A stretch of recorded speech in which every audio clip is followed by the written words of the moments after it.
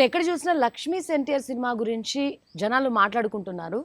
Lakshmi's NTR cinema Lakshmi పార్వతికి ప్రోగా ఉందా, చంద్రబాబు నాయుడుకి యాంటీగా ఉందా, ఎన్టీఆర్కి ప్రోగా ఉందా, ఇట్లా చంద్రబాబు నాయుడు, లక్ష్మీ పార్వతి, ఎన్టీఆర్ ఈ మూడు క్యారెక్టర్స్ చుట్టూ అజంప్షన్స్, అనాలిసిస్, పబ్లిక్ పల్స్లు తిరుగుతున్నాయి. ఆర్జీవి వైసీపీ నుంచి డబ్బులు తీసుకున్నాడా, రాకేష్ రెడ్డి వైసీపీ కార్యకర్త కాబట్టి ఈ ఎన్నికల టైంలో వైసీపీని ముందుకు నడిపించే విధంగా, జగన్మోహన్ రెడ్డి అధికారంలోకి వచ్చే విధంగా ఓటర్ నాడి పట్టుకుని కరెక్ట్గా ఎన్నికల టైంలో ఈ లక్ష్మీస్ ఎన్టీఆర్ సినిమా తీశాడా అని ఒక వర్షన్. ఇంకో వర్షన్, లక్ష్మీ పార్వతి గురించి అన్నీ పాజిటివ్లే చెప్తున్నారే, లక్ష్మీ పార్వతి వీరగంధానికి పొడిచిన వెన్నపోటు గురించి ఎవరు ఎందుకు మాట్లాడరు అని మరొక వర్షన్. ఇప్పుడు సోషల్ మీడియాలో డాక్టర్ కుసుమ కానివ్వచ్చు, లేకపోతే ఇమ్మంది రామారావు సీనియర్ జర్నలిస్ట్ కానివ్వచ్చు, చాలా ప్రశ్నలు లేవదీస్తున్నారు. లక్ష్మీ పార్వతి పిల్లల కోసం డ్రగ్స్ వాడింది నిజం కదా, ఆమె ఏ డ్రగ్స్ వాడిందో పేర్లతో సహా మేము చెప్తామని వాళ్ళు అంటున్నారు. డాక్టర్ కుసుమ అయితే లక్ష్మీ పార్వతి వల్లే ఆయన చనిపోయారు, లక్ష్మీ పార్వతి మానసికంగా చాలా ఒత్తిళ్లు తీసుకొచ్చింది ఎన్టీఆర్ మీద అని. ఇట్లా రకరకాల వర్షన్స్ మనం చూస్తున్నాం. అసలు ఈ లక్ష్మీస్ ఎన్టీఆర్ గురించి అఘోరా అరవింద్ గారు ఏమనుకుంటున్నారు, ఆయన వర్షన్ ఎట్లా ఉంది, ఆయన రివ్యూ ఏంటి, ఆయన మాటలోనే అడిగి తెలుసుకుందాం. నమస్తే అరవింద్ గారు. చూసారా లక్ష్మీస్ ఎన్టీఆర్? చూసానమ్మా. ఎట్లా ఉంది? ఎన్టీ రామారావు మీద ఉండేటువంటి పర్సనల్ ఇంట్రెస్ట్ మీద చూశాను. నచ్చిందా cinema? At my view it is fine. ఇప్పుడు నేను చెప్పిన వర్షన్స్ సంగతి ఏంటి? ఏ వర్షన్స్ అమ్మా? కొంతమంది రకాలుగా ఒక్కొక్క విధంగా అడిగితే నేను చెప్పగలుగుతాను, కానీ కలగూరు గంపగా అడిగితే నేను చెప్పలేను. ఒక వర్షన్ ఏంటంటే, ఇప్పుడు మీరు చూస్తున్నారు డాక్టర్ కుసుమ అని చెప్పేసి బసవ తారకం గారి ఫ్రెండ్, క్లోజ్ ఫ్రెండ్, ఆమె డాక్టర్ కూడా, గైనకాలజిస్ట్. ఆమె చెప్తున్నారు, ఇప్పుడు ఇన్ని మాటలు మాట్లాడుతున్నారు, చంద్రబాబు వెన్నుపోటు పొడిచారని చెప్పి దాన్ని బాగా ఫోకస్డ్ గా చూపిస్తున్నారు.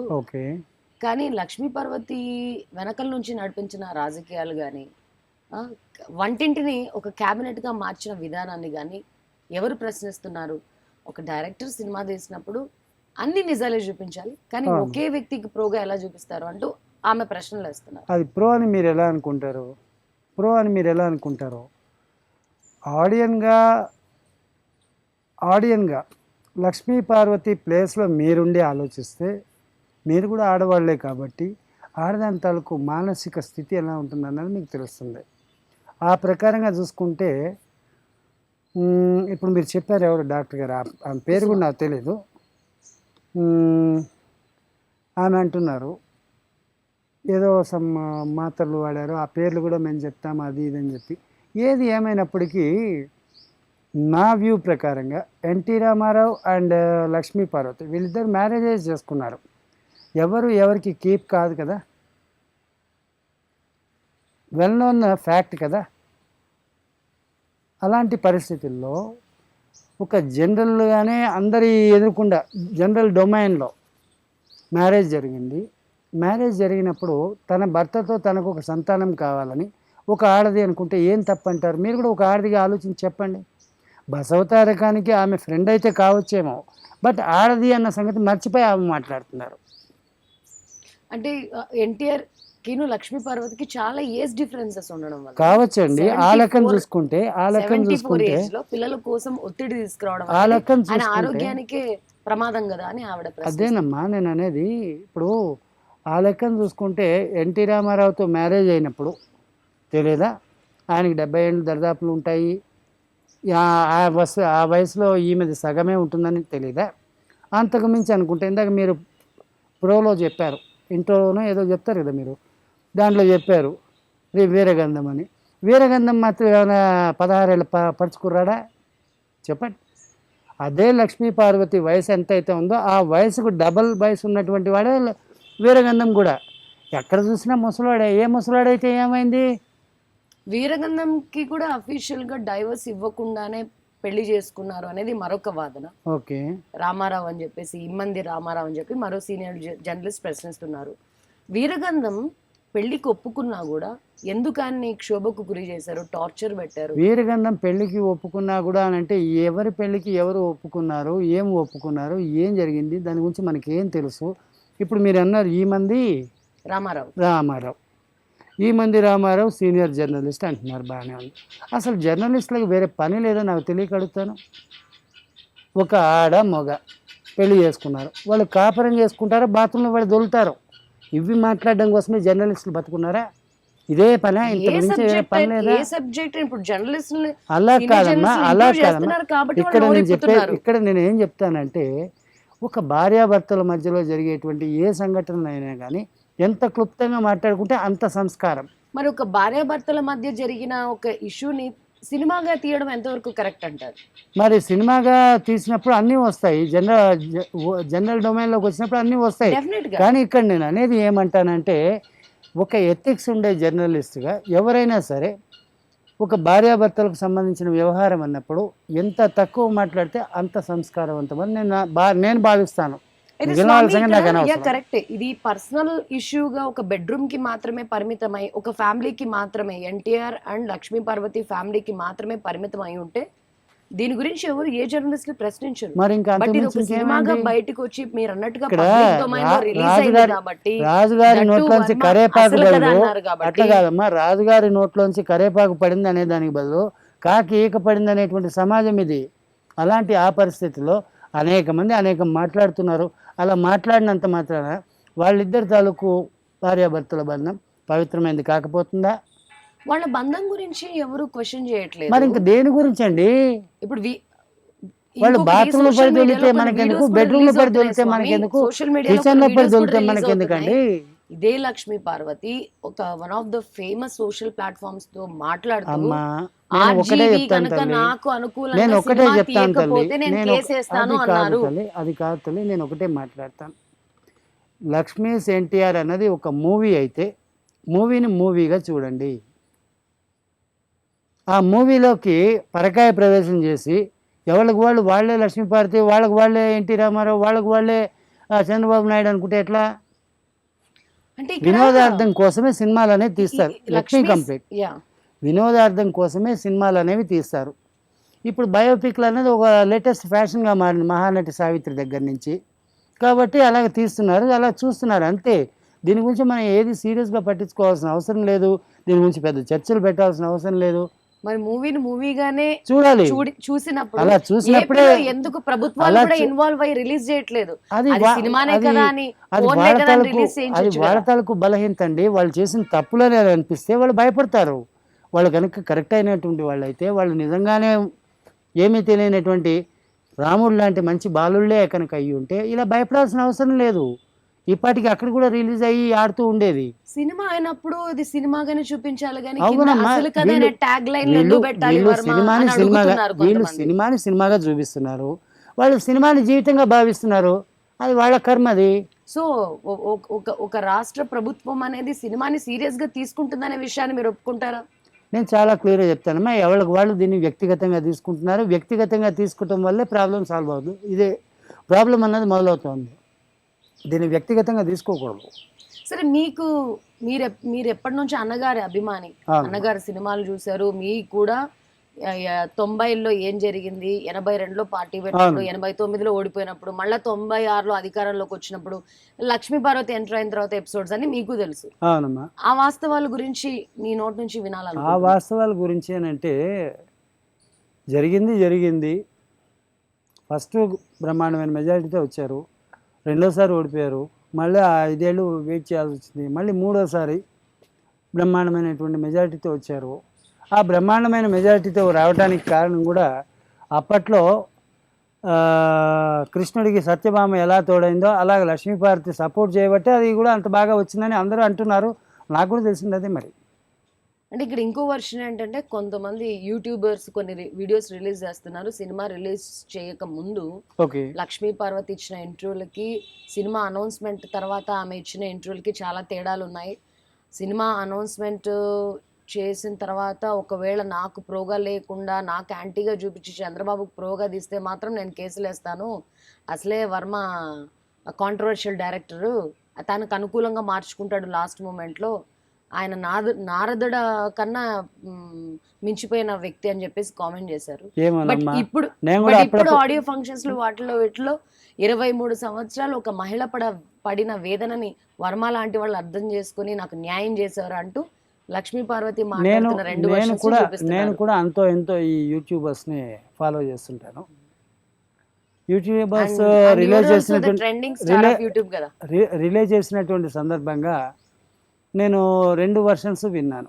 అంటే ఏంటి, రామ్ గోపాల్ వర్మ ఏం చెప్పాడు, ఇది ఈ సినిమా ప్రమోట్ చేసే క్రమంలో అనేక ఎపిసోడ్స్ వచ్చినాయి కదా, దాంట్లో ఏం చెప్పాడు, లక్ష్మీపార్వతి ఏం చెప్పింది అనేది 2 కూడా చూస్తే ఎక్కడా కూడా లక్ష్మీపార్వతి రామ్ గోపాల్ వర్మని వ్యతిరేకంగా కామెంట్ చేసినట్టు ఇంకో రకంగా అన్నట్టు నాకు ఎక్కడ కనబడలా.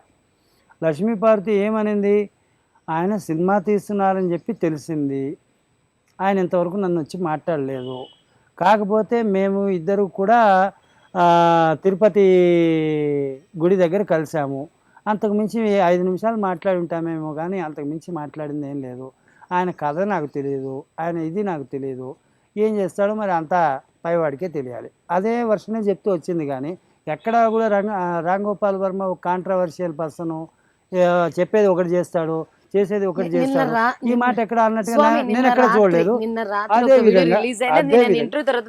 అదే విధంగా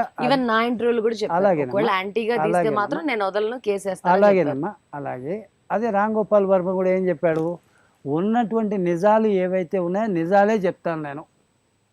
మన కంటికి కనబడే సినిమాల్లో అనేక పాత్రధారులు ఉండొచ్చేమో గొప్ప గొప్ప యాక్టర్స్, కానీ నా సినిమాలో యాక్టర్లు అన్నవాళ్ళు పెద్దవాళ్ళు ఎవరు లేరు, ఉండేది మాత్రం అన్ని నిజాలే ఉన్నాయి కాబట్టి నా సినిమా బాగా హిట్ అవుతుంది అని చెప్పి బలగుద్ది ఛాలెంజ్ చేశాడు.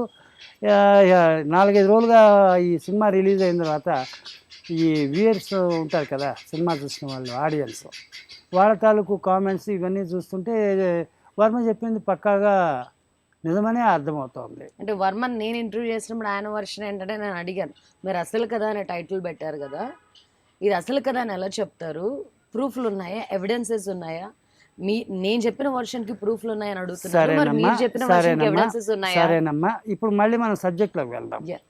ఇప్పుడు లక్ష్మీ పార్వతి ఆ విధంగా చేసింది, ఈ విధంగా చేసింది, ఇంకో విధంగా చేసింది అని చెప్పి ఈ మంది రామారావో ఇంకో భీమారావో ఎవరెవరో మాట్లాడుతున్నారు. వీళ్ళందరూ మాట్లాడేదానికి, ఆరోపించేదానికి, ఆ అలిగేషన్స్కి ఏదైనా కానీ ఆధారాలు ఉన్నాయా?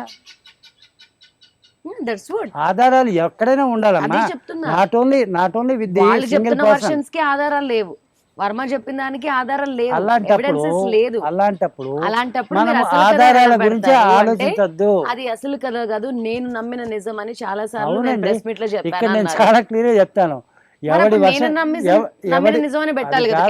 అది కాదు తల్లి, ఎవడి వర్షన్కి వాడు చెప్పిందే నిజం.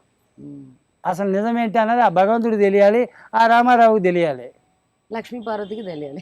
లక్ష్మీ పార్వతికి తెలిసినా ఆవిడ చెప్పదు, మళ్ళీ చంద్రబాబుకి తెలిసినా లెట్ మీ కంప్లీట్ అమ్మా, ఎందుకు అలా కంగారు పడతారు, మమ్మల్ని కూడా కొంచెం మాట్లాడినివ్వండి. అయ్యో మాట్లాడండి. ఇప్పుడు లక్ష్మీ పార్వతి నిజం తెలిసినా ఆమె చెప్పదు, పోనీ చంద్రబాబు నాయుడికి నిజం తెలిసినా ఆయన చెప్పడు, పోనీ బాలకృష్ణ, మొన్న చనిపోయినటువంటి హరికృష్ణ, ఇంకా మిగిలిన వాళ్ళు ఎవరైనా ఆ క్రికెట్ టీంలో ఉంటే వాళ్ళు కానీ నిజం చెప్తారా? ఎవ్వరు నిజం చెప్పరు, ఎవరికి వాళ్ళు చెప్పేదే నిజం అంటారు, కానీ ఎవ్వరు నిజమైతే మాత్రం చెప్పరు. చెప్పగలిగింది ఎవరైనా చెప్తే ఎన్టీ రామారావు ఒక్కడే నిజం చెప్పగలడు. ఆ పోతూ పోతూ కూడా ఆ నిజమేంటో చెప్పే వెళ్ళాడు. ఇవాళకి కూడా ఆ వీడియో వైరల్గా తిరుగుతూనే ఉంది, దూరదర్శన్ వాళ్ళు చేసినటువంటి ఇంటర్వ్యూ, ధర్మపీఠం, అందులో ఉన్నది నిజమే కదా, మరి ఆయన చెప్పిందే కదా ఈయన చెప్పింది కూడా, ఏం తేడా చెప్పాడు? ఎన్టీ రామారావు కంటే ఖచ్చితమైన నిజం చెప్పగలిగిన వాడు ఎవడు లేడు, అది మాత్రం ఖచ్చితం. అలాంటి పరిస్థితుల్లో ఎన్టీ రామారావు చెప్పింది నిజమైనప్పుడు రామ్ గోపాల్ వర్మ సినిమాలో కనబడిన ప్రతి ఒక్క సీన్ కూడా నిజమే.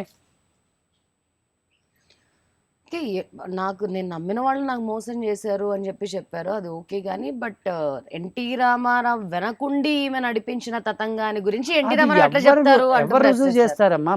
నేను అనేది ఏమంటాను, మనం మాట్లాడుకోవడానికి కాలక్షేపానికి బఠానీలాగా ఇది సరిపోతుందేమో కానీ నిజానికి ఎవరికి ఏది నిజమో, ఎక్కడ నిజం ఉంది అనేది ఎవరు ఆధారాలు ప్రొడ్యూస్ చేయగలరు, ఎవరు నిరూపించగలరు? సరే, మనం ఇందాక ఒక ప్రశ్న అనుకున్నాము, వీళ్ళ వర్షన్స్ వీళ్ళు చెప్తున్నారు, మీరు కూడా అదే టైంకి చెందిన వ్యక్తి కాబట్టి మీకు తెలిసిన వాస్తవాలు చెప్పండి. నాకు తెలిసిన వాస్తవాలు నేను ఆ పేపర్లో చదివింది, ఆ పేపర్లో రాసింది ఏదైతే ఉందో అదే నిజమని నేను నమ్ముతాను. కానీ నిజమేంటన్నది చెప్పుకుంటే మీడియాలో ఇవాళ రోజున కనబడేటువంటి ఏ వార్త అయినా కానీ కేవలం 95%, కేవలం 95% అంతా అబద్ధమే.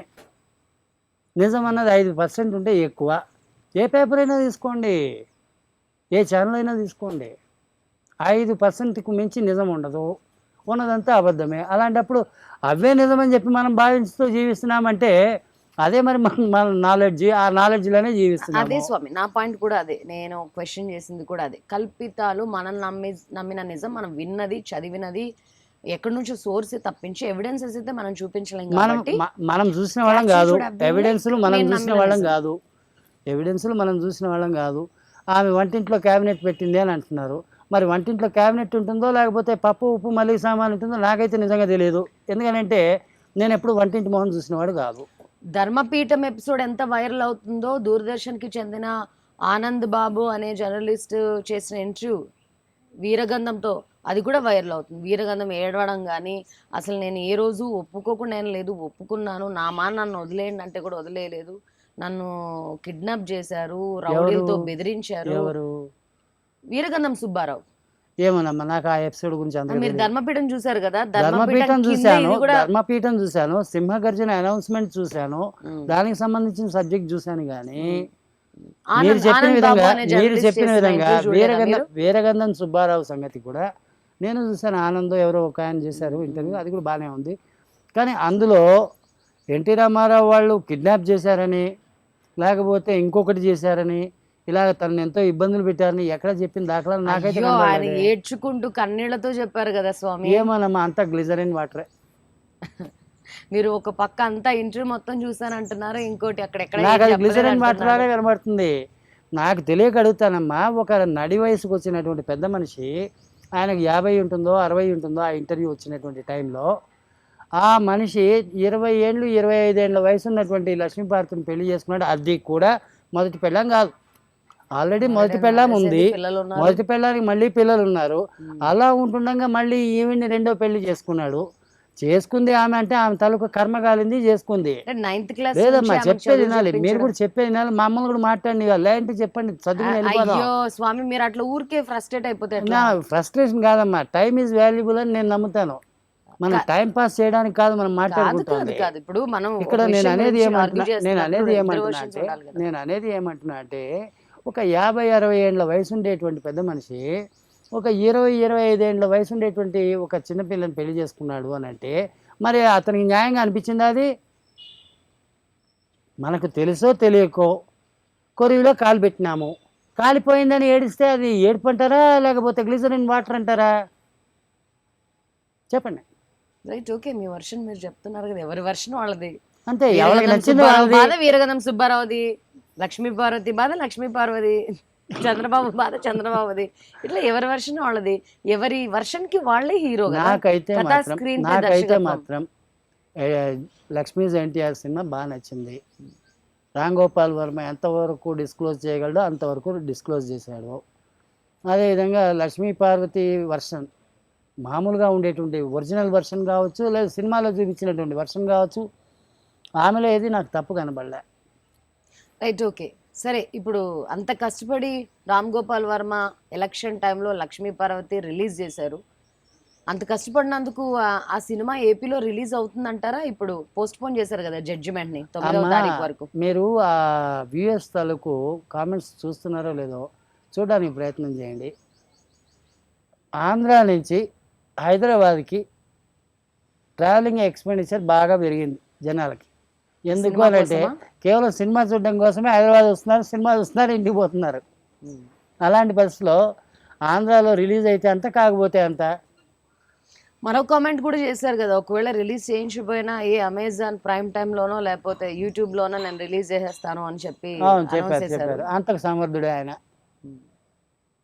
రైట్, ఎలక్షన్స్ మీద దీని ఎఫెక్ట్ సరే మీరు అన్నట్టుగానే ఏపీ తమ్ముళ్ళు వచ్చి తెలంగాణ థియేటర్స్ లో చూస్తున్నారు కాబట్టి అవును, దాని ప్రభావం అనేది ఓటర్ మీద ఎంతవరకు ఉంటుంది? నేను ఇందాక చెప్పానే సినిమాని సినిమాగా చూడాలి అని చెప్పి. అలాగా చూసే వాళ్ళ విషయంలో ఓటర్ల మీద ఎటువంటి ప్రభావం ఉండదు. ఎందుకనంటే నేను చూస్తూనే ఉన్నాను. జై ఎన్టీఆర్ అనేవాళ్ళు జై ఎన్టీఆర్ అంటున్నారు, జై సిబిఎన్ అనేవాళ్ళు జై సిబిఎన్ అని అంటున్నారు, జై జగన్ అనేవాళ్ళు జై జగన్ అని అంటున్నారు. అన్నీ దీన్ని కూడా నేను చాలా దగ్గర నుంచి చూస్తూనే ఉన్నాను. చూస్తుంటే నాకు దేని మీద కూడా ఒక ప్రభావం అన్నది ఉంటుందని నేను అనుకోను. ఎవరికి తోచింది వాళ్ళది. ఇంకొక డైరెక్టర్ కేతిరెడ్డి జగదీశ్వర్ రెడ్డి అని చెప్పేసి అవునండి, లక్ష్మీస్ వీరగ్రంథం అవునండి. ఆ సినిమా తీస్తున్నారు. ఆ సినిమా మేబీ దగ్గరలో రిలీజ్ అని చెప్తున్నారు. ఆయన ఏం చెప్తున్నారంటే, ఇప్పుడు నేను ఎలక్షన్స్ కదా, ఇప్పుడు నేను రిలీజ్ చేయను, ఎలక్షన్స్ తర్వాత రిలీజ్ చేస్తాను. ఎందుకంటే రామ్ గోపాల్ వర్మ లాగా నాది ఎలక్షన్ స్టంట్ కాదు, ఓకే, ఎలక్షన్స్ తో సంబంధం లేకుండా జనాలకి ఈమె యొక్క అసలైన నిజస్వరూపం చూపించాలనే ప్రయత్నం చేస్తున్నాను అంటే మంచిదే, చూపించనండి. సింపుల్ చెప్పాలంటే పొయ్యిలో నిప్పులు ఉన్నప్పుడే అన్నం వండుకుంటే ఆ వంట బ్రహ్మాండంగా ఉంటుంది. నిప్పులన్నీ ఆరిపోయిన తర్వాత పొయ్యి మీద పాత్ర పెడితే మాత్రం ప్రయోజనం ఏముంది? అంటే మీరు లెక్క ప్రకారం చూసుకుంటే ఓటర్ మీద ఎటువంటి ప్రభావం అది చూపించినప్పుడు కాదమ్మా, ఎన్నికలకు ముందు తీస్తే ఏంటి, ఎన్నికల తర్వాత తీస్తే ఏంటి? నేను అనేది మీకు అర్థం కావట్లే. ఎన్నికల మీద ప్రభావం కాదు నేను చెప్పేది, అది ఎన్నికలకు సంబంధించిన ప్రభావం గురించి కాదు నేను మాట్లాడేది. ఫస్ట్ బయోపిక్ల గురించి మాట్లాడుకుంటే మహానటి సావిత్రి అనేది ఒక అగ్గిని రాజేసింది. దాని తర్వాత దానికి ఆజ్యం పోసింది కథానాయకుడు మహానాయకుడు. దాన్ని పెద్ద మంట కింద మార్చింది ఇప్పుడు లక్ష్మీస్ ఎన్టీఆర్. దీని మీద నీళ్ళన్నా పోయాలి, లేదు పెట్రోల్ అన్నా పోయాలి.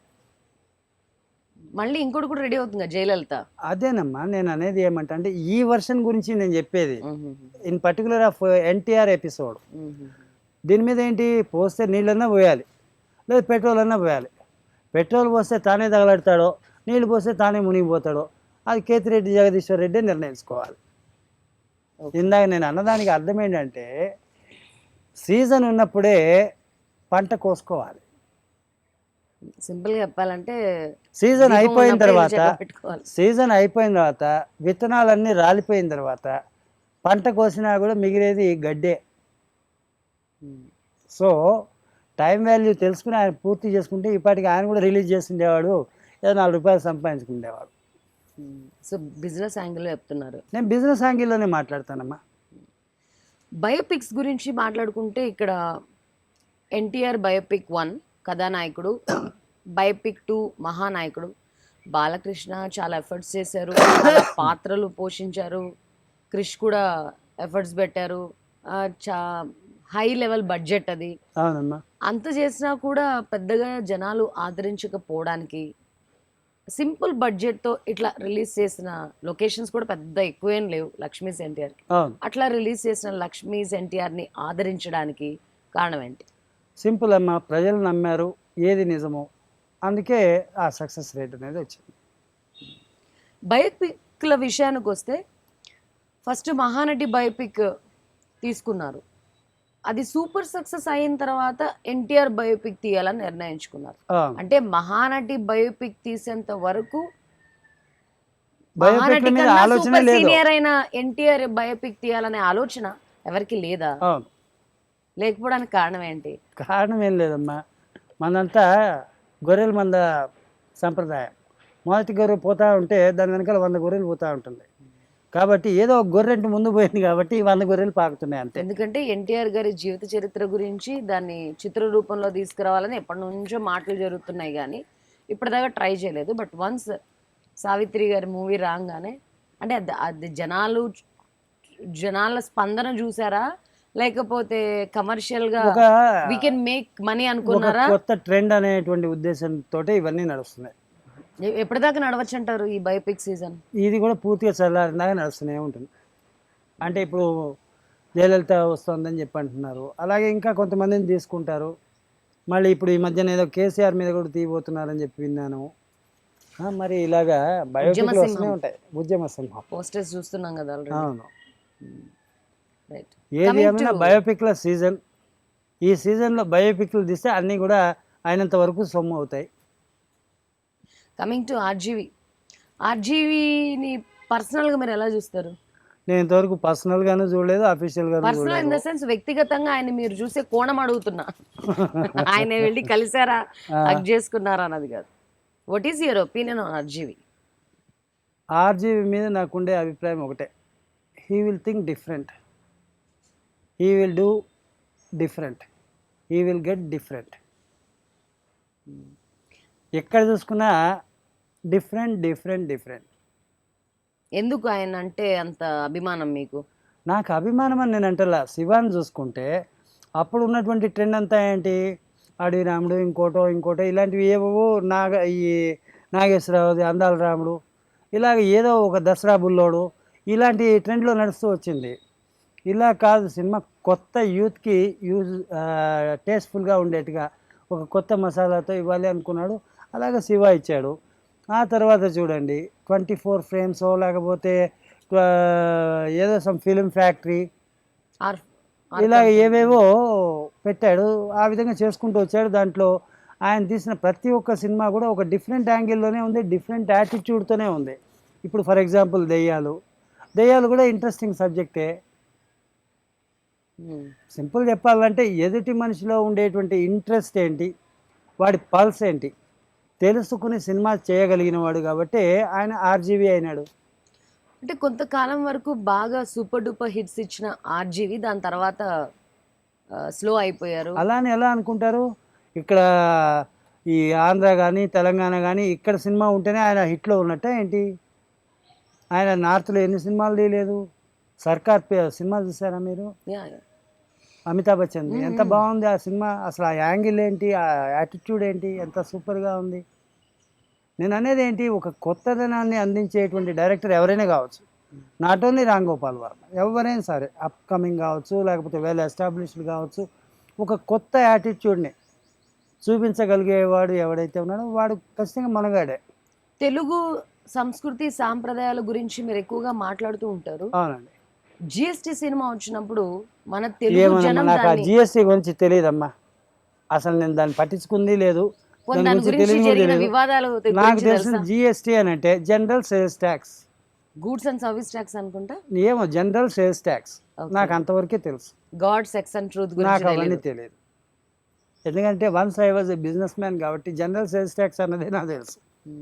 అంటే రెగ్యులర్ గా యూట్యూబ్ ని ఫాలో అవుతానంటున్నారు కాబట్టి జిఎస్టీ గురించి నాకు తెలియదు అనడం, ఈ జిఎస్టీ గురించి నాకు తెలియదు. మీరు నమ్మినా నమ్మకపోయినా it is fact.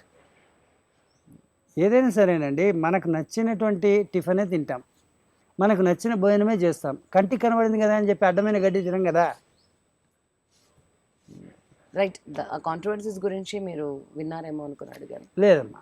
Coming to so ఇంకా ఆర్జీవి అంటే మీకు ఇంట్రెస్ట్ క్రియేట్ చేసిన ఫ్యాక్టర్స్ ఏంటి? డిఫరెంట్గా ఆలోచిస్తాడు, డిఫరెంట్గా ప్రొడ్యూస్ చేస్తాడు. ఏది ఏమైనా కానీ ఒక రూట్లో కాకపోయినా ఒక రూట్లో సక్సెస్ ఎలా సాధించాలో ఆయనకి తెలిసినట్టుగా ఎవరికి తెలియదు. ఆర్జీవి కాంట్రవర్సీస్ గురించి పట్టించుకోరా? కాంట్రవర్సీ ఏముంది? ఇప్పుడు నాకు నచ్చింది మీకు నచ్చలేదు, మీకు నచ్చింది నాకు నచ్చలేదు, అదే controversy. Right. Coming to elections, ఒకసారి మన అందరు చంద్రబాబు, జగన్మోహన్ రెడ్డి, పవన్ కళ్యాణ్ అందరిని ఒకసారి పలకరిద్దాం. కమింగ్ టు జగన్మోహన్ రెడ్డి, జగన్ అభిమానులు జై జగన్ మీరు అన్నట్టే చెప్పండి. చంద్రబాబు అభిమానులు జై చంద్రబాబు, పవన్ కళ్యాణ్ అభిమానులు జై పవన్. ఎవరు చేసుకోవాలనుకుంటున్నారు, చేసుకుంటారనుకుంటున్నారు? ఇక్కడ నేను ఒకటే చెప్తానమ్మా, మన వ్యక్తిగత అభిప్రాయాలకు తావు ఇచ్చి జై జగన్ అన్నా కానీ, జై చంద్రబాబు నాయుడు అన్నా, జై పవన్ అన్నా, జై పాల్ అన్నా ఏది అయ్యేది కాదు. గాలి వాటు ఎలా ఉందో చూడాలి, దాని ప్రకారంగానే ప్రతి ఒక్కటి నడుస్తుంది. ఇప్పుడు కొంప తగలబడుతుంది అనుకోండి, పక్కింటి నుంచి గాలి మన ఇంటి మీదకి బాగా వీస్తుంటే పక్కింటి కొంప కాలుతుంటే మన కొంప కూడా ఖచ్చితంగా కాలుతుంది. అదేవిధంగా ప్రస్తుతం వీస్తున్న గాలిని బట్టే ఎవరిది గెలుపు అన్నది ఉంటుంది.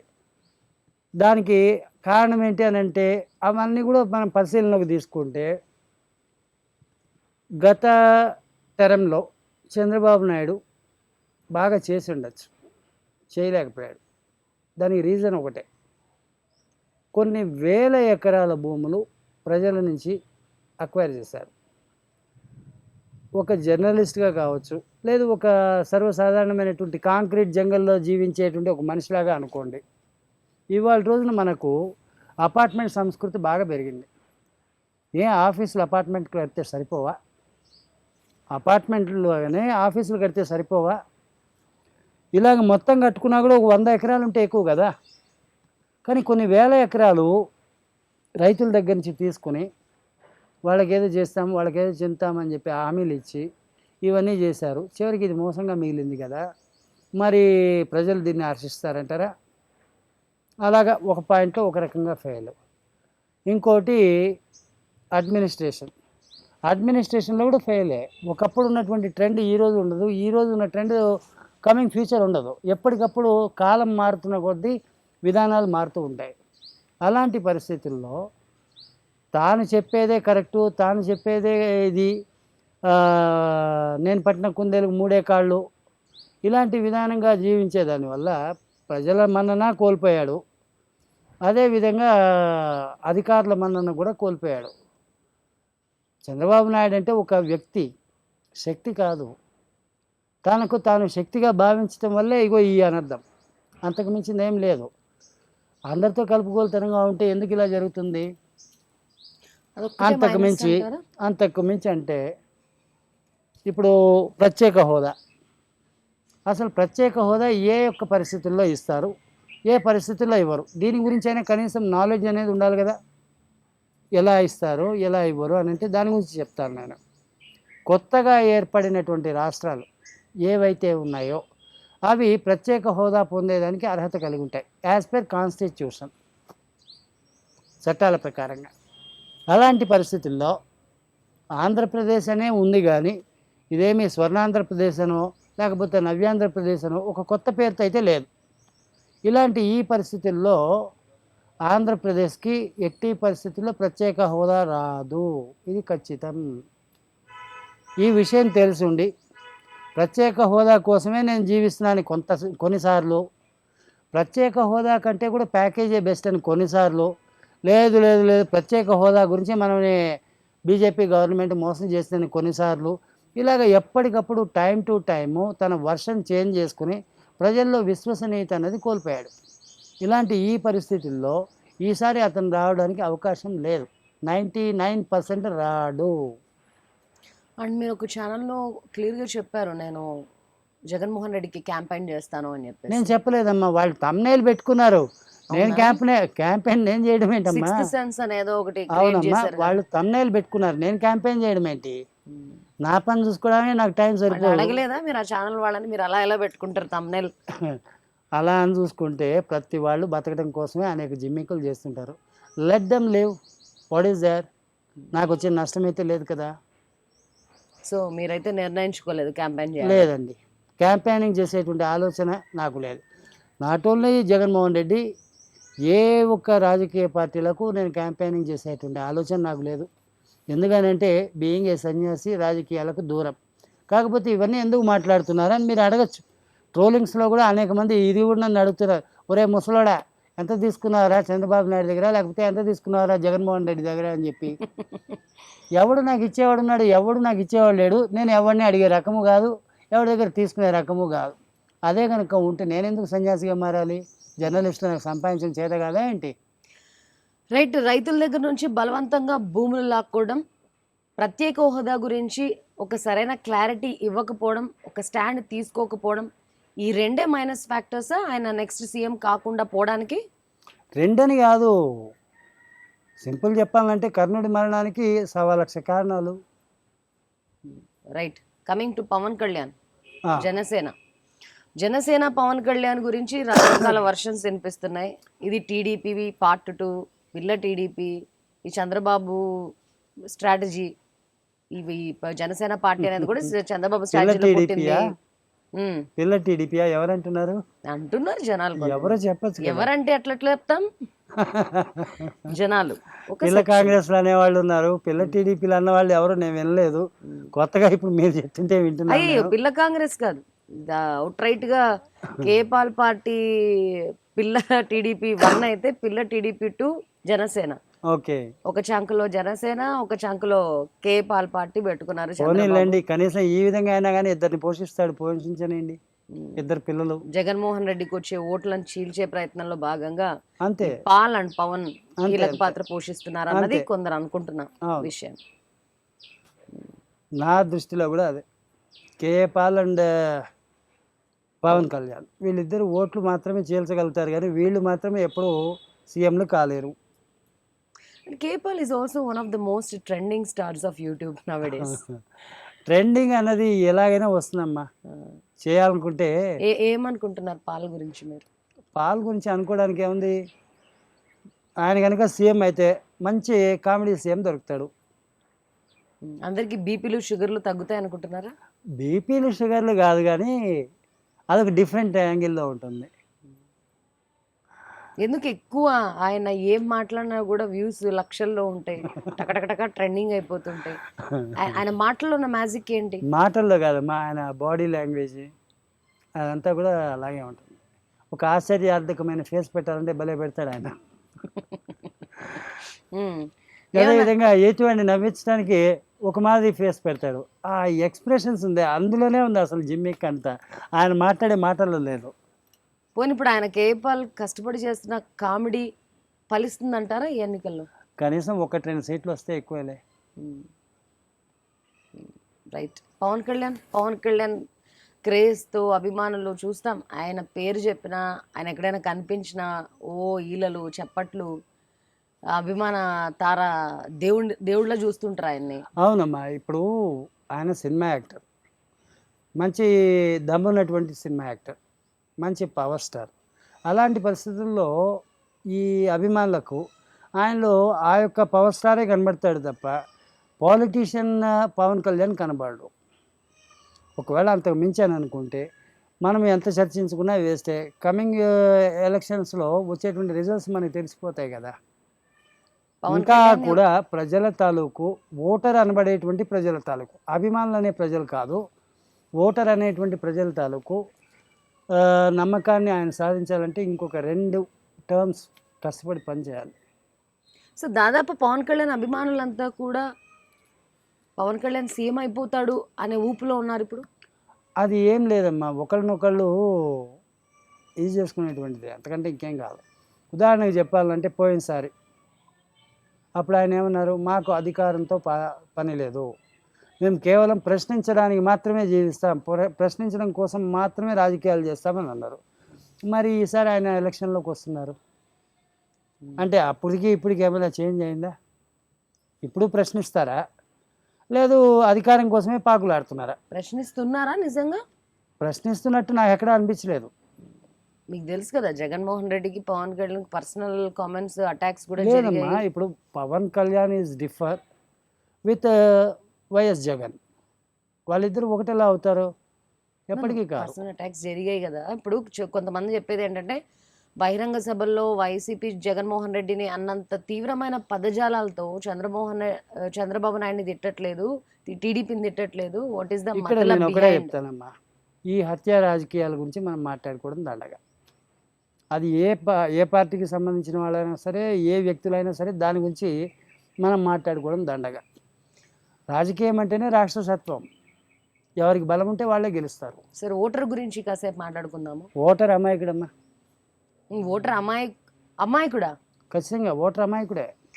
ఎందుకని అమాయకుడు అంటే అదే చెప్తాను వినండి. ఈ రోజున ఓటరు ఒక డిఫరెంట్గా ఆలోచిస్తేనే సరైన గవర్నమెంట్ని ఎంచుకోగలుగుతారు. ఏ పార్టీ వాళ్ళు ఏం చేస్తారు, ఎలా చేస్తారు అనే దాని గురించి మనం కాదు మాట్లాడుకునేది, ఓటర్ ఎలా ఉండాలి. ఇప్పుడు డబ్బులు అన్ని పార్టీలు పంచుతాయి, అందులో ఏమాత్రం సందేహం లేదు, వరదలాగా పారుతుంది డబ్బు. నేనేమంటాను, ఈ ఓటర్లకి ఏ పార్టీ పంచినా కూడా డబ్బులు తీసుకోండి, ఎవరి దగ్గర కూడా వద్దని మాత్రం అనకండి. వాళ్ళకి పండగే, మనకు కూడా పండగే. కానీ ఎవరికి ఓటేయాలనుకున్నారో ఆ వ్యక్తిని గుర్తించండి. ఎలా గుర్తించాలి అని అంటే, అనేక కేటగిరీల ప్రకారంగా చూసుకుంటే ఈ రాజకీయ నాయకులు స్కామ్లు చేయడానికే రాజకీయాలు చేస్తారని అనుకుంటాం. తప్పేం లేదు, ఎవడి వ్యాపారం వాడిది, ఎవడి ఇష్టం వాడిది. ఈరోజు మీకు 5,000 రూపాయలు ఒక ఓటర్కి ఇస్తున్నాడంటే ఈ 5,000 రూపాయలు రాబట్టుకోవాలి కదా వాడిది మాత్రం తప్పే ఉంది. మీరు 5,000 రూపాయలు తీసుకుంటున్నారు కాబట్టి వాడు రాబట్టుకోవడానికి కోసం వాడు స్కాములు చేస్తాడు, వాడిది తప్పేం లేదు. తీసుకున్న మీది తప్పు. ఇప్పుడు నేనేమన్నాను, తీసుకోండి కానీ ఎవరికి వేయాలో వాళ్ళకే వేయండి అన్నాను. ఇందులో కూడా ఒక లాజిక్ ఉంది. 5 రూపాయలు దొంగతనం చేసేవాడు ఒకడు ఉంటాడు, 500 దొంగతనం చేసేవాడు ఒకడు ఉంటాడు, 5,000 దొంగతనం చేసేవాడు ఒకడు ఉంటాడు, ఒక 50,000 దొంగతనం చేసేవాడు ఒకడు ఉంటాడు, 50 కోట్లు దొంగతనం చేసేవాడు ఒకడు ఉంటాడు, 500 కోట్లు దొంగతనం చేసేవాడు ఒకడు ఉంటాడు. ఎవడు దొంగ అన్నది వాడు చేసిన దొంగతనాలు మీకు తెలిసిందే కదా. దాని ప్రకారంగా అంచనా వేసుకోండి, ఆ ప్రకారంగా మీరు ఓటు వేయండి. ఇప్పుడు వైసీపీ టీడీపీ విషయంలో కూడా ఈయన ఇన్ని కోట్లు అవినీతి చేస్తే ఈయన ఇన్ని కోట్లు అవినీతి చేశారు, బుక్కులు కూడా ప్రింట్లు చేయొచ్చు అని ఇది అంతా కూడా ఏంటంటే ఒకళ్ళ మీద ఒకళ్ళు బురద చల్లుకోవడం నాటిది. అంతకు మించి గురువింద గింజలే. మన చంద్రబాబు నాయుడు గురించి నేనేం చెప్తున్నాను, జగన్మోహన్ రెడ్డి గురించి ఒకసారి మాట్లాడుకుందాం. ఒకళ్ళ మీద ఒకళ్ళు బురద చల్లుకోవడమే, అంతకు మించి గురువింద గింజలే. జగన్మోహన్ రెడ్డికి కలిసి వచ్చే అంశాలు ఏంటి, కలిసి రాని అంశాలు ఏంటి? జగన్మోహన్ రెడ్డికి కలిసి వచ్చేటువంటి అంశాలు, రాజశేఖర్ రెడ్డి కొడుకు number 1, number 2 being a administrator he is fine. యాజమాన్యాలు, కంపెనీలు ఆయన ఎన్నో ఉన్నాయి కదా, వాటి ప్రకారంగా ఆయన అడ్మినిస్ట్రేట్ చేసే విధానం బాగుంది, ప్రజల్లోకి వెళ్ళే విధానం బాగుంది, ప్రజల తాలూకు కష్ట సుఖాలని దగ్గర నుంచి గమనించడానికి ఆయన చేసే పాదయాత్ర బాగుంది. ఆ విధంగా ఆయన తాలూకు విధి విధానాలు ప్రజలకు నచ్చుతోంది. అందువల్లనే ఈసారి ఖచ్చితంగా ఆయన వచ్చేదానికి అవకాశం ఉంది. కలిసి రాని అంశాలు ఏం లేవా? కలిసి రాని అంశాలంటే ఏమున్నాయంటారు? అడుగుతున్నాను నేను. అదేనండి, కలిసి రాని అంశాలంటే ఏమున్నాయంటారు? ఈడీ పెట్టిన కేసులు, లేకపోతే ఇంకొక ఇండైరెక్ట్ వేలో పెట్టిన అనేక కేసులు, ఇవన్నీ కూడా పనికిరాని అంశాలే. కానీ వీటిని కరెక్ట్గా గమనిస్తే వైఎస్ రాజశేఖర రెడ్డి చనిపోయిన తర్వాత సంతకాల ఉద్యమం అనేది ఒకటి జరిగింది. ఆ సంతకాల ఉద్యమం అన్నది కూడా కష్టమైనటువంటి స్ట్రెంగ్త్ అని అనుకుంటే, according to that he must become a CM at that days. కాకపోతే పైన ఉండే సెంట్రల్లో ఉండేటువంటి కాంగ్రెస్సే జగన్మోహన్ రెడ్డికి వ్యతిరేకమైంది. ఓ రకంగా ఎన్టీ రామారావుకు వెన్నుపోటు పొడిచిన వాడు చంద్రబాబు నాయుడు అయితే, జగన్మోహన్ రెడ్డికి వెన్నుపోటు పొడిచింది కాంగ్రెస్సే. అలాంటి ఆ పరిస్థితుల్లో రాజశేఖర్ రెడ్డి తాలూకు ఫేమ్ ఏదైతే ఉందో ఆ ఫేమ్ని ఎన్కాష్ చేసుకుంటూనే బతికారు. రోషయ్య కావచ్చు, కిరణ్ కుమార్ రెడ్డి కావచ్చు. After that what has happened? Everything has been vanished within the time. YSRCP అని చెప్పి ఈయన సొంత పార్టీ పెట్టాడు. అప్పట్లో వచ్చినటువంటి ఆ ఎలక్షన్లో ఎంపీ కేడర్లో ఆయన గెలిచాడు. ఎంపీ రాజ్యసభలోనూ అక్కడ వెళ్ళి ఆయన మాట్లాడగలిగాడు, పార్లమెంట్లో ఇక్కడ ఉండేటువంటి సమస్యల గురించి వివరించగలిగాడు. ఆ యొక్క స్థితికి ఒక సామాన్య వ్యక్తిగా, ఒక సింగిల్ పర్సన్ ఆ స్థితికి ఎదగడం అంటే చాలా కష్టం, అంత ఈజీ కాదు. ఇప్పుడు వైసీపీకి కేసీఆర్ సపోర్ట్ చేస్తున్నారు, జగన్మోహన్ రెడ్డికి వెనకల అండగా కేసీఆర్ ఉన్నారు. నేను చెప్పేది ఇంకా పూర్తే కాలేదమ్మా, ఎందుకంత తొందరపడతాను? చెప్పండి. గ్యాప్ ఇస్తే అయిపోయిందేమో అనుకున్నా. లేదు, నేను కూడా ఆయాసం తీర్చుకోవాలిగా మాట్లాడి. చెప్పండి, మీరే ఊరెళ్ళాలన్నారని తొందరగా అడుగుతున్నా. ఇప్పుడు ఇది పరిస్థితి. కలిసిన అంశాలు ఇవన్నీ కూడా కలిసి ఆయన్ని దొంగ పేర్లు పెట్టి, దొంగ కేసులు పెట్టి ఇది చేసిందే కానీ అంతకు మించి చేసింది ఏం లేదు. పోనీ ఇంతవరకు ఏ కేసు అయినా కానీ రుజువైందా? రుజువైతే అప్పుడు మాట్లాడాలి. రుజువు కానప్పుడు అన్నీ కూడా అలగేషన్సే అవుతాయి, ఆరోపణలే అవుతాయి. రుజువైనది మాత్రమే ఖచ్చితం. అలాంటి పరిస్థితుల్లో ఈయన మీద ఆయన ఆరోపణలు పెట్టినా, ఆయన మీద ఈయన ఆరోపణలు పెట్టినా ఇదంతా కూడా ఆరోపణలే కానీ నిజం కాదు. అడగచ్చా? ఇప్పుడు అడగండి. కేసీఆర్ సపోర్ట్ ఫుల్గా ఉంది జగన్మోహన్ రెడ్డికి. ఇటు తెలంగాణ నుంచి కేసీఆర్, కేంద్రం నుంచి నరేంద్ర మోదీ సపోర్ట్ చేస్తున్నారు. ఈ రెండు చేస్తారండి నాకు తెలియగడతాను. కేసీఆర్ కావచ్చు, మోడీ కావచ్చు, జగన్కి సపోర్ట్ చేస్తున్నారు అని అంటున్నారు. సపోర్ట్ అంటే ఎలా చేస్తారు, ఏ విధంగా సపోర్ట్ చేస్తే అక్కడ వైఎస్ఆర్సీపీ టాప్ ర్యాంక్కి చేరుతుంది చెప్పండి. అంటే ఫండింగ్ కూడా ఇక్కడ నుంచి ఇస్తున్నారు. ఎంత డబ్బు పెట్టైనా సరే ఈ రోజు జగన్మోహన్ రెడ్డిని ఏపీలో ముఖ్యమంత్రి చేయాలని చెప్పేసి ఆయన భీష్మించి కూర్చున్నారు కేసీఆర్ అనేది ఒక టాక్. ఆ, ఇక్కడ నేను ఒకటే చెప్తానండి, కేసీఆర్ ఏమీ ఫైనాన్స్ బిజినెస్ చేసేవాడు కాదు. అంతకు మించి నాకు తెలిసినంత వరకు ఆయన ఏమి అవినీతి పనులు చేసినటువంటి గొప్ప రాజకీయ నాయకుడేం కాదు. అందుకని చెప్పి పోయిన టర్మ్లో బ్రహ్మాండమైనటువంటి మెజారిటీతో గెలిచాడు, ఈసారి టర్మ్లో కూడా బ్రహ్మాండమైన మెజారిటీతో గెలిచాడు. అంతకు మించి ఆశ్చర్యకరమైన విషయం చెప్పమంటారా, ఇవాళంతా తారీఖు మూడు అనుకుంటా, 3-4 గట్టిగా చెప్పండి, 3-4 3-4 గురువారం అని అయితే నాకు తెలుసు. మీరు ఎలాగైతే తేదీల గురించి చెప్పలేని పరిస్థితిలో ఉన్నారో నేను కూడా అలాగే తేదీల గురించి చెప్పలేని పరిస్థితిలో ఉన్నా. తేదీలు మర్చిపోయి చాలా కాలం అయిపోయాను. ఎందుకంటే మనమంతా కూడా యాంత్రికంగా బతుకుతున్నాం. అలాంటి పరిస్థితుల్లో కూడా అప్రాక్సిమేట్గా చూసుకుంటే ఇంకొక 5-6 రోజుల్లో ఇక్కడ ఎంపీ ఎలక్షన్లు ఉన్నాయిగా. ఎంపీ ఎలక్షన్లు జరిగేటువంటి మూమెంట్ అని అంటే, ఎలక్షన్లు అంటే ప్రతి చోట కూడా పండగే కదా, సందడి కదా. మరి ఎక్కడా కూడా నాకు సందడే కనబడట్లేదు. ఏ పార్టీ తాలూకు క్యాంపెయినింగ్ జరగట్లేదు. యాజ్ ఇట్ ఈజ్ ఎలా జరుగుతుందో రోజు అలాగే ఉంది. అంటే యునానిమస్ అన్నది క్లియర్గా తెలుస్తుంది కదా. ఇక్కడ సందడి అంతా ఇప్పుడు యూట్యూబ్లోనే ఎక్కువైంది కదా. అట్లా కాదు తల్లి, మీ దగ్గర స్మార్ట్ ఫోన్ ఉంది, మీరు చూస్తారు, నా దగ్గర స్మార్ట్ ఫోన్ ఉంది, నేను చూస్తాను. బట్ ఒక రోడ్ సైడ్ బడుగు జీవి ఉంటాడు, వాడు చూడగలడా? ఇప్పుడు జియోలు వచ్చి వీడియోలు ఎక్కువ చూస్తున్నారు అంటున్నారు కదా. లేదమ్మా, అది అందరికీ అందుబాటులో ఉండేది కాదు. Right, okay. మోదీ అంటే చంద్రబాబు యాంటీ అయినప్పటి నుంచి Modi has taken turn towards Jaganmohan Reddy. ఇది రాజకీయాల్లో టైం టు టైం చేంజ్ అవుతూ ఉంటుంది. నిజానికి చెప్పాలంటే చంద్రబాబు నాయుడు తెలుగుదేశం పార్టీ, ఆ తెలుగుదేశం పార్టీని పెట్టినవాడు ఎవరు? ఎన్టీఆర్. సరే, వెన్నుపోటే పొడిచాడో లేకపోతే ఇంకో పోటే పొడిచాడో, ఏదో ఒక పోటు పొడిచాడు, మొత్తానికి పక్కకు పోయాడు, అయిపోయింది, ఏదో అయిపోయింది. మరి ఎన్టీఆర్కి కూడా కొన్ని ఆశయాలతోనే కదా ఆ యొక్క పార్టీ ఆవిర్భావం అనేది జరిగింది. మరి ఎన్టీఆర్ ఫోటో పెట్టుకొని క్యాంపెయిన్లు చేస్తుంటారు. మరి ఎన్టీఆర్ ఆశయాలకు విలువ లేదా? కాంగ్రెస్కి వ్యతిరేకంగా కదా టీడీపీ అనేది వచ్చింది. అలాంటి పరిస్థితుల్లో మరి కాంగ్రెస్తోనే కుమ్మక్కయి ఎలా రాజకీయం చేస్తున్నాడు అంటే ఒక ఎథిక్స్ లేదా? ఇప్పుడు చంద్రబాబు కాంగ్రెస్తో కుమ్మక్కాడని చెప్పి వైసీపీ తెలంగాణతో కుమ్మక్క అవుతుందా? అట్లా నేను అంటలేదు, అట్లా నేను అంటలే. రాజకీయాల్లో ఎథిక్స్ అనేవి ఉండవు, అంతా కూడా ఉండేది అవకాశవాద రాజకీయాలే. అందరికీ వర్తిస్తుంది.